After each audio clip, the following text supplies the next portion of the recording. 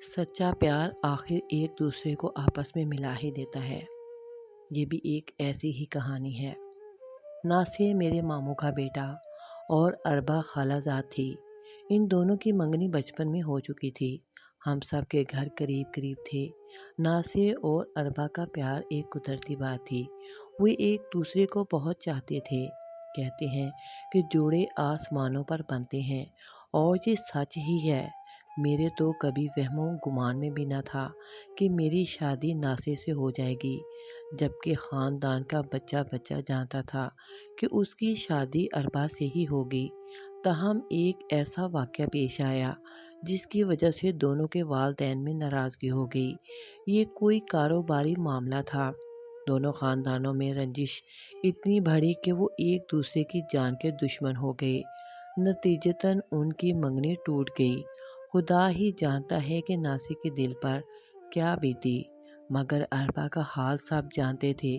وہ شدید بیمار پڑ گئی اور کافی عرصہ بستر پر پڑی رہی۔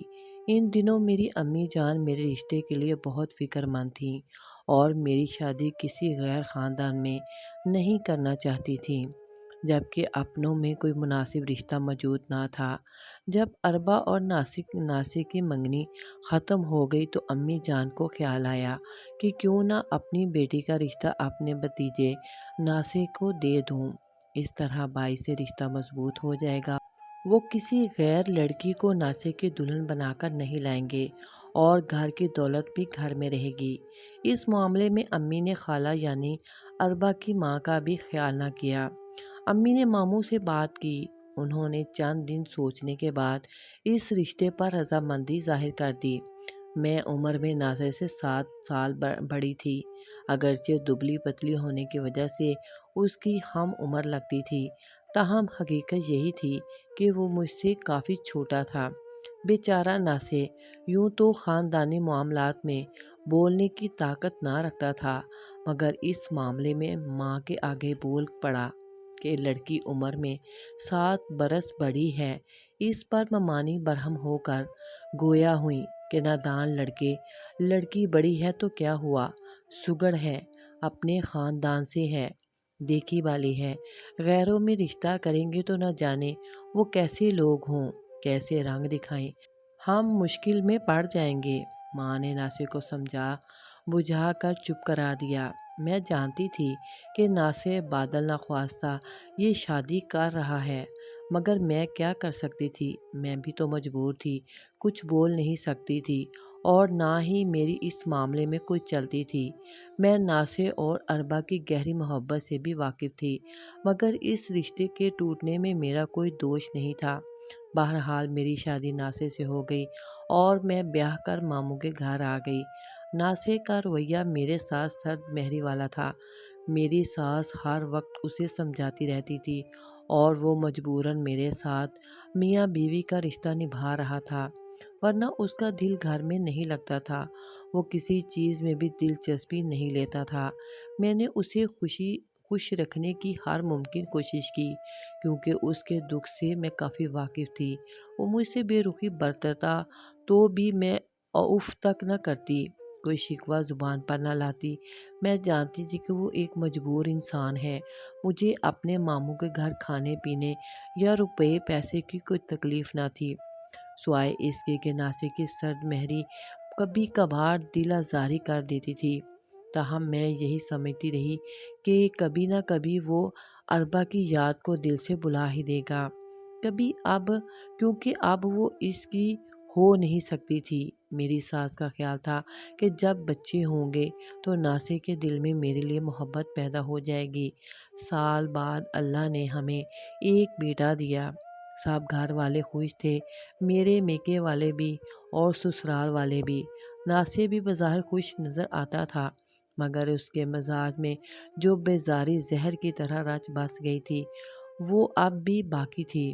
کچھ عرصے بعد میرے ماموں اور خالہ میں شکر رنجی دور ہو گئی اور ناصر نے اربا کے ہاں آنا جانا شروع کر دیا۔ اگرچہ یہ بات مجھے اور میری ساس کو پسند نہ تھی، پھر بھی ہم ناصر کی غسیلی طبیعت کی وجہ سے اسے روک نہ سکے۔ جب وہ اربا کے گھر جا کر بیٹھنے لگا تو میرے ماموں اور میرے میکے والوں نے بھی اس بات کو محسوس کیا۔ انہوں نے ناصر کو روکا تو وہ سب سے الجھ پڑا اور گھر چھوڑنے کی دھمکی دے دی۔ اس ڈر سے کہ بات طول نہ پکڑ جائے، سب چپ ہو گئے۔ اربا کے گھر والے بھی خوب جانتے تھے کہ ناصر صرف اربا کی خاطر آتا ہے، مگر انہوں نے اسے نہ روکا ٹوکا۔ الٹا اربا کی امی اس کی زیادہ آؤ بھگت کرنے لگی۔ میری امی جانتی تھیں کہ وہ ایسا کیوں کر رہی ہیں، کیونکہ امی نے میرا رشتہ ناصر کو دیا تھا۔ اب وہ انتقاماً اسے اپنے گھر بٹھائے رکھتی تھی، کیونکہ اس بات سے مجھے تکلیف ہوتی تھی۔ بھلا کون سی بیوی چاہے گی کہ اس کا شوہر اپنی سابقہ منگیتر اور محبوبہ کے گھر بیٹھا رہے؟ اب ناصر کا رویہ مجھ سے مزید خراب ہو چکا تھا۔ وہ مجھ سے کلام تک کرنا پسند نہیں کرتا تھا۔ میں اندر ہی اندر گھلتی جا رہی تھی۔ وہ آفس سے آ کر کھانے کے بعد آرام کرنے کے بجائے اربا کے گھر چلا جاتا اور رات گئے اس وقت واپس آتا جب سب سو چکے ہوتے۔ سبھی کو خبر ہو گئی تھی کہ اربا اور ناصر کا رومانس دوبارہ شروع ہو گیا ہے۔ امی نے جا کر خالہ جان سے احتجاج کیا، یہاں تک کہ میں نے خود اربا کے والد سے فریاد کی، مگر انہوں نے ہماری کسی بات کو کوئی اہمیت نہ دی۔ ایسا لگتا تھا کہ سب کچھ سوچے سمجھے منصوبے کے تحت ہو رہا ہے۔ جب میں نے ناصر سے کھل کر احتجاج کیا تو اس نے مجھ پر ہاتھ اٹھا لیا۔ بات بڑھ گئی اور امی مجھے آ کر اپنے گھر لے گئی۔ جب معاملہ حد سے بڑھنے لگا تو میرے سسر صاحب کو مداخلت کرنا پڑی۔ انہوں نے میرے خالو سے کہا کہ یہ معاملہ اب یہیں ختم ہونا چاہیے۔ ناصر کی شادی ہو چکی ہے اور قسمت کا یہی فیصلہ تھا کہ ہم اس فیصلے کو بدل نہیں سکتے۔ لہٰذا آپ اربا اور ناصر کو روکیں۔ اس پر خالو جان نے جواب دیا کہ آپ اپنے بیٹے کو خود روک لیجئے، ہم اسے اپنے گھر آنے سے کیسے منع کر سکتے ہیں؟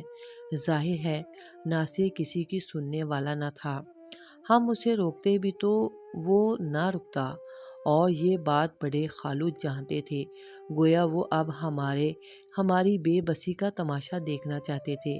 جب خاندان والوں نے حالات کو حد سے زیادہ بگڑتے دیکھا تو کچھ بزرگوں نے مداخلت کی۔ اس پر خالو جان نے فیصلہ کیا کہ وہ نقل مکانی کر جائیں گے، لہٰذا وہ پشاور چلے گئے۔ نہ پڑوس میں گھر ہوگا، نہ یہ مسئلہ کھڑا ہوگا۔ وہ گھر تو کیا پورا شہر ہی چھوڑ گئے۔ ہم سب نے شکر ادا کیا کہ خالو جان نے ہم سب کی خاطر نقل مکانی کر کے بہت بڑی قربانی دی، ورنہ ناصر باز آنے والوں میں سے نہ تھا۔ اربا کے گھر والوں کے پشاور منتقل ہونے کے بعد کچھ عرصہ تک تو میرا شوہر سخت مضطرب اور پریشان رہا۔ پھر اچانک ایک دن وہ گھر سے غائب ہو گیا۔ ایسا غائب ہوا کہ پورے 15 دن کوئی خبر نہ ملی کہ کہاں ہے اور کس حال میں ہے۔ سب کا یہی خیال تھا کہ ہو نہ ہو وہ پشاور گیا ہوگا۔ میرے سسر صاحب پشاور گئے تو اربا کے والد نے کہا کہ ناصر یہاں نہیں آیا، اگر وہ آیا تو میں خود اسے ساتھ لے کر آپ کے گھر آ جاؤں گا۔ ایک ہفتے بعد خالو جان یعنی اربا کے والد ناصر کو لے کر آئے اور اسے ہمارے گھر چھوڑ کر واپس چلے گئے، مگر ناصر نے اپنے والدین سے کوئی بات نہ کی اور نہ ہی مجھ سے کلام کیا۔ جب میں نے اسے مجبور کیا تو اس نے صاف صاف کہہ دیا کہ میں اربا سے دوسری شادی کر لوں گا۔ وہ میری منگیتر تھی۔ والدین نے اپنے جھگڑوں میں مجھے کس بات کی سزا دی تھی؟ جو میری محبت کو مجھ سے چھین لیا۔ مجھے اب کسی کی پرواہ نہیں۔ اگر تم میرے ساتھ نہیں رہنا چاہتی تو اپنے والدین کے ہاں جا کر رہ سکتی ہو۔ اس کے بعد وہ چند دن بمشکل خود پر جبر کر سکا، پھر اطلاع دیے بغیر گھر سے چلا گیا۔ اس بار تو سسر صاحب نے بھی کہہ دیا کہ اب جو مرضی آئے وہ کرے، میں کب تک اس کے پیچھے بھاگ سکتا ہوں۔ ناصر کے دل میں جو تھا اس نے وہی کیا۔ اس نے اربا سے شادی کر لی۔ اربا کے والدین نے بھی میرا کوئی خیال نہ کیا، وہ بخوشی اپنی بیٹی سوتن بنا کر بیاہ دی۔ انہیں اپنی بیٹی کی خوشی میری خوشیوں سے زیادہ عزیز تھی، اور بھلا کیوں نہ ہوتی جب میری ماں نے سگی خالہ ہو کر اپنی بھانجی کا کوئی خیال نہ کیا تو وہ کیوں کرتے؟ اگر ہم بھی چند دن صبر کر لیتے تو ان کی صلح ہو ہی جاتی۔ امی نے بھی تو میرا نصیب جگانے میں جلد بازی کا مظاہرہ کیا تھا، ایسی جلد بازی کہ نصیب کے در کھلنے کے بجائے بند ہو گئے۔ ناصر نے دوسری شادی کے 6 ماہ بعد مجھے طلاق بھجوا دی تاکہ میں اپنی نئی زندگی شروع کرنے کے لیے آزاد ہو جاؤں، مگر میں آزاد ہو کر بھی آزاد نہ ہو سکی اور دوسری شادی نہ کر سکی۔ اپنے بیٹے کی خاطر میں نے 12 برس گزار دیے۔ ناصر اربا کے ساتھ بہت خوش اور مطمئن زندگی گزار رہا ہے۔ اجڑی تو میں، جو نہ ادھر کی رہی نہ ادھر کی۔ شاید اس کی وجہ اربا سے ناصر کی محبت کے علاوہ یہ بھی تھی کہ میں اپنے خاوند سے 7 برس بڑی تھی، اور لوگوں کا کہنا ہے کہ یہ بے جوڑ شادی تھی۔